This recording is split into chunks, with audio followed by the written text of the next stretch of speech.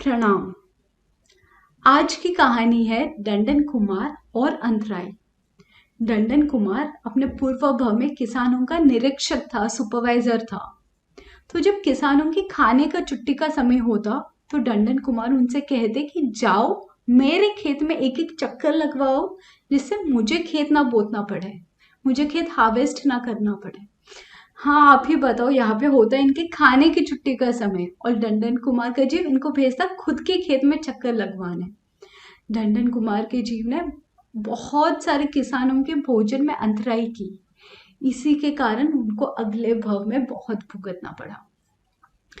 बड़े शास्त्रकारों ने भी कहा है कि हम लोग हंसते हंसते कर्म तो बांध लेते हैं, पर वो जब उदय में आते हैं तब रोने से भी नहीं छूटते।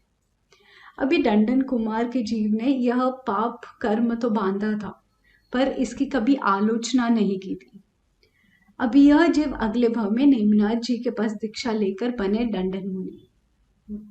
कुछ ऐसा हुआ कि डंडन मुनि ने यह अभिग्रह किया कि जब तक मेरे खुद के स्वयं के लब्धि से मुझे गोचरी नहीं मिलेगी तब तक मैं पारना नहीं करूंगा। हाँ, जब तक खुद के स्वयं के लब्धि से गोचरी नहीं मिलेगी, भोजन नहीं मिलेगा, तब तक वो पारना नहीं करेंगे। अभी यह इन्होंने पिछले भव में भोजन में अंतराय किया था, इसी के कारण उनको इस भव में भोजन में अंतराय आई। उनको 6 महीनों तक गोचरी नहीं मिली। एक दिन कुछ ऐसा हुआ कि कृष्ण महाराज जी आए हुए थे और नेमिनाथ जी ने कहा कि डंडन मुनि सर्वश्रेष्ठ है। यह सुनकर कृष्ण महाराज जी ने डंडन मुनि को रास्ते में वंदन किया। यह देखकर कि कृष्ण महाराज जी डंडन मुनि को वंदन कर रहे थे, यह देखकर कोई पुण्यशाली जीव ने आके डंडन मुनि को गोचरी बौराई। डंडन मुनि ने जब नेमिनाथ जी से पूछा तो नेमिनाथ जी ने कहा कि यह तो तुम्हारी लब्धि से भोजन नहीं मिला है, यह तो कृष्ण महाराज तुम्हें वंदन कर रहे थे, इसीलिए कृष्ण महाराज की लब्धि से तुम्हें भोजन मिला, ना कि स्वयं की लब्धि से। इसलिए यह तुम्हारा अभिग्रह अब तक पूरा नहीं हुआ।